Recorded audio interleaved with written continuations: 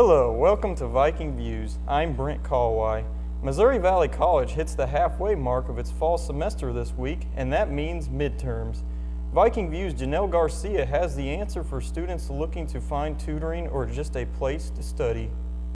At Missouri Valley College, the Learning Center is where you'll find MVC students studying for midterms this week.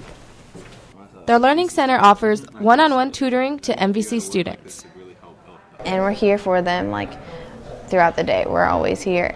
And there's also night tutoring now too, that they can make an appointment and get it at night if it doesn't fit in with the day, because we know everybody's busy with classes. Students have to sign in, and sign out. So they come in, they sign in, and they can either come to the chairs and they can sit down, or they can come directly back here to the tutors. The Learning Center is a quiet place for students to concentrate and ask for help when needed. Right now, I'm actually trying to disprove Einstein's theory. I'm gonna have my tutor help me go over my work, make sure I'm doing everything right. So hopefully I can get that done. With midterms this week, tutors expect more students seeking help. It gets busier. It definitely gets busier. I think, well, so far this week it hasn't been too much busier, but it will. And then I think especially after midterms, once people see their grades, they start coming more because they're like, oh, well, maybe I should get some tutoring. I really need to pick this up. And so I think especially after midterms is when it gets busier. We have a lot of tutors, but the computers seem to fill up a lot more. The Learning Center is available to all students. Your ID is required, you must check in, and you must check out. I am Janelle Garcia, reporting for Viking Views. Getting good grades, learning good study habits, and figuring out how to pass hard classes are common problems students have. But not for 18-year-old junior transfer student Emily Almeida.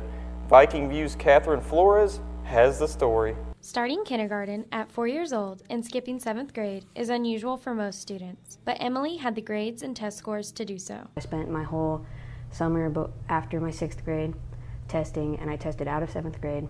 And then I started high school at 12.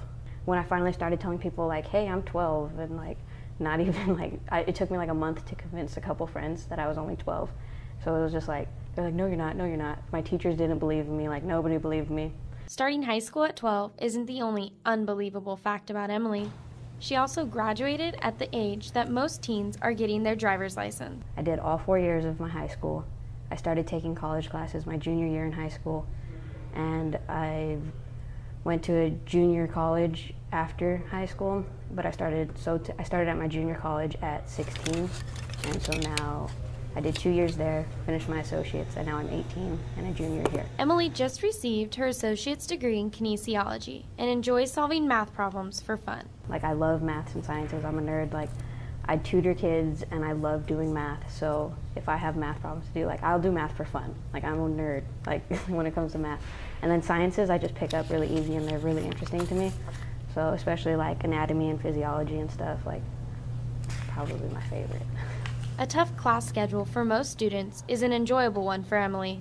I start with anatomy and physiology, and then I have microbiology, and then I have technical writing, and then I'm starting medical terminology for the second 8 weeks, and then I have statistics, which is my only math course, which is a bummer because I like math. Emily plans on receiving her bachelor's by the time she is 20 years old. Catherine Flores, Viking Views. Emily is not only a good student, but also plays for the Valley softball team. When she is not in the library, she can be found on the field. Missouri Valley College's Murrell Library is showing its new exhibit about the 75th anniversary of the Missouri Department of Conservation through October 31st. As Viking Views' Aki Nagasaka reports, this is the first time to hold an event about a Missouri State Department in the library. The main purpose of the Conservation Department is to conserve lands and animal habitats and make sure that the balance between human and ecosystem is kept in check. MVC Mural Memorial Library is hosting the display of the Missouri Department of Conservation Hall this month to celebrate their 75th anniversary. The display is showing how the settlers have destroyed whole natural lands and the process of the department conserving the lands as natural habitats of animals in Missouri. Back in 1993, when we had the huge flood here in Missouri, there were a lot of wetlands that that appeared because of that in the middle of farm fields and stuff. And, the Conservation Department has come in and said, well, that's now a natural wetland or a natural habitat for wildlife. You can't farm that. Because it was a natural disaster, it did appear naturally. So it's not man-made or anything like that. So that's really one of the more interesting parts of the Conservation Department. They will have 4 presentations about conservation from different aspects during this exhibit. 2 of them will be presented by MVC faculty members. There is also the Duck Dynasty Beard Booth Contest for the chance to win the first season of Duck Dynasty on DVD through this whole month. Aki Nagasaka, Viking Views. The Fine Arts Department's jazz band, Flatliners Improv Troupe, Repertory Dance Ensemble, Valley Connection Show Choir, and Valley Voices Concert Choir participate in this year's fall showcase that shows the students and faculty what the Fine Arts Department has to offer. Viking Views' Melissa Bublitz has more. The NBC Jazz Band was the first performance of the night. They performed Jumpin' Jivin' Joey and Haitian Fight Song. The Flatliners performed, providing a great laugh for themselves along with the audience. Next came the Repertory Dance Ensemble. They performed 2 numbers choreographed by Jamie Morgan and the dance students. Valley Connection presented music including the song You Can't Stop the Beat. The Valley Voices Concert Choir concluded the evening with Festival Sanctus, Benedictus, and Steal Away. The Fine Arts Department Fall Showcase displayed all the groups Missouri Valley has to offer. For more information on upcoming shows, go to moval.edu. This is Melissa Bublitz reporting for Viking Views. The 8th-ranked Missouri Valley Vikings football team scored 48 points in a rout of Central Methodist. In the first quarter, quarterback Bruce Reyes scrambled 13 yards for a touchdown to begin the scoring. After kicker Daniel Morrow kicked the extra point, it was 7-0 Valley. After the kickoff, CMU started to drive down the field but was stopped when linebacker Andrew Heumann intercepted the ball. 3 plays later, running back Malachi Daniels ran the ball into the end zone for a 14-0 Vikings lead. Midway through the second quarter, Daniels reached the end zone again for his second touchdown of the game, and the Vikings missed the 2-point conversion attempt, but they led 20-0. Right before halftime, CMU kicked a field goal to cut the lead to 20-3. In the third quarter, the Vikings scored 4 touchdowns. The first was on a pass to Alex Benson, the second was a James Tillman run, and the third was a Zach Thomas touchdown reception. Ted Reyes rolls to his left, throws over the middle, it's caught, touchdown! The last gave the Vikings 48 points and a large lead. Wide receiver Mikael Johnson caught a 33-yard touchdown pass, and Valley rolled over CMU 48-17. Missouri Valley's record goes to 3-1 and 3-0 in conference play. The Vikings now hit the road for an October 12th matchup against Graceland. Missouri Valley and Central Methodist also competed in the first annual food drive leading up to the game. The event was set up to see which school could donate more canned goods to the local food pantry. Emily Finnewald, who is the food fight coordinator for MVC, wasn't shy in expressing her competitive side leading up to this event. For the most part, everyone seems pretty excited due to the fact that it is a rival school and it'll end with the football game against them. Hopefully at halftime we announce that we won and not them. Although this was a competition, both schools teamed up with the idea of reaching a lofty goal that was set out for them during this event. The food bank did set a number that they'd like to see 12,000 pounds of food. And we're probably on track to meet that with both schools combined, which would be wonderful. I mean, of course, we want to do as much as we can. Missouri Valley College also received some help in the local community from a major company who was willing to lend a hand. Walmart is donating quite a bit of food that they would normally donate to the local pantry, but they're going to pass it along to us, and then we can donate it and count it. Teachers and staff at MVC donated a large number of food during the food fight. A few students also decided to get in on the action as well. Yeah, I just wanted to donate, help the less fortunate. It's always good to support somebody else, because when you're in trouble, you want somebody to support you, and vice versa. And also, I just want to help the school win a big trophy and beat CMU, and all the food donated to the Marshall Food Pantry. So that's a good cause. Finnewald was pleased with how the food fight turned out and hopes to continue the event for years to come.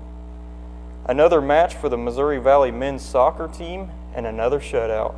Viking View's Tyrone Ritter has more. The 10th ranked men's soccer team beat Ottawa University Tuesday night at Greg Mitchell Field 1-0. The Vikings scored the only goal of the match in the first half. Senior goalkeeper Josh Wells, the Conference Defense Player of the Week, shut out another team. Wells now has 6 shutouts in 10 games. He has back-to-back shutouts after blanking Avila University in the Vikings' last match. After the game, Wells talked about his season. At the moment, I'm just sitting the ball like a beach ball. I feel like I'm going to save every shot at the moment, and my defence is playing really good. We've got pace, strength, so I just don't feel like we're going to concede at the moment. It's good. Junior Bernardo Diaz plays defense for the Vikings.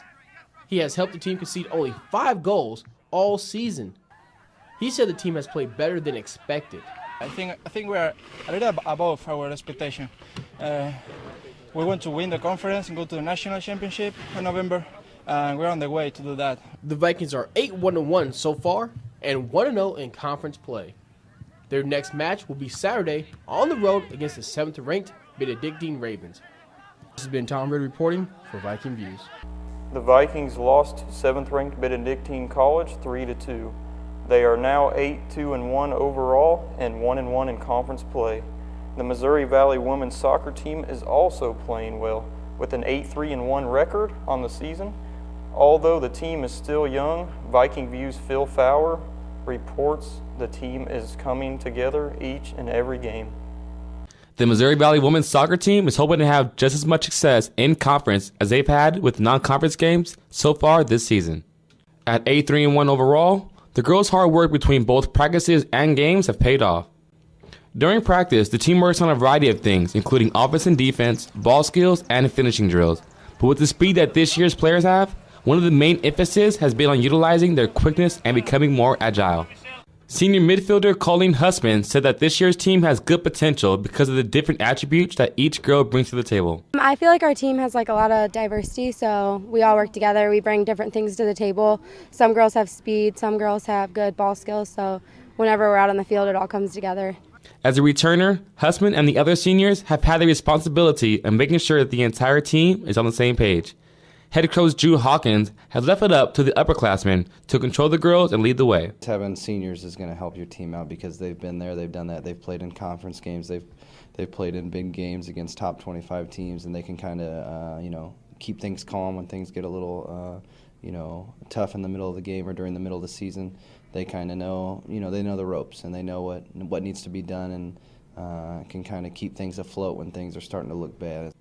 In 11 games, the team has scored 22 goals and has had 111 shots, giving the team an average of 10 shots on goal per game.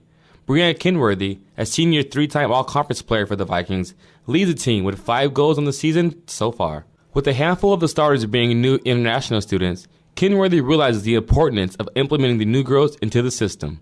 She also added that one of the biggest improvements that this year's team has made as compared to last year's is the communication amongst the girls and the team chemistry on the field. This year we connect more with each other and we pass better and possess more. The team has managed well so far and has high expectations for the remainder of the season. With the toughest part of the schedule coming up, the team's main goal is to finish strong as they aim for the conference championship. This is Phil Fowler reporting with the Viking Views. The women next play on the road against Central Methodist on October 9th. It is not easy for an international student to adapt to the life in America, so Missouri Valley College teamed up with the Smith Chapel United Methodist Church to revive a host family program called Adopt a Viking for international students who feel the difficulties of living far from home. Viking Views Aki Nagasaka has the story. John Hall, one of the church members, came up with this Adopt a Viking program, his experience with several international students. My wife and I have been hosting different college kids from Moval, and we saw a huge needed help with learning how to drive, going to and from Walmart and whatever. So we're just trying to bridge the gap. They had different interviews and background checks to select families through not only the church but also newspaper and people from the Marshall community. They fill out a packet of information, attributes that they like and sort of what they are like as well. So then we try to match them up with a student of like attributes or what they're sort of looking for. This past summer, some of the students already appreciated this new program. I couldn't go home this summer and I didn't have any place to stay. But I was so blessed that I met Grandma and she let me to stay at her place. And I had good food, I had good time, and I learned a lot of American culture. The biggest effect is I want the kids to be able to see what the American lifestyle is and to truly be able to give them help. After summer vacation, everyone told me, oh, your English is so better than last semester. It is also hard to adapt to live with host families. Because they are from different countries and cultures, there are always some difficulties that they face to it. ホストファミリーは何もしなくてもいいよって言ってくれるんですけど、やっぱ私は日本人だから、ただで無料で滞在させてもらってるから、いつも何かしなきゃっていうプレッシャーがいつも感じてて、日本人的な感覚で気にしちゃって、そういった面では結構心苦しかったかな。Even if there is a huge gap between cultures, sharing the daily life with a family away from home might be a way to bridge the gap of living in foreign country. Aki Nagasaka, Viking Views. That's Viking Views for this week. Thanks for watching. I'm Brent Caldwell.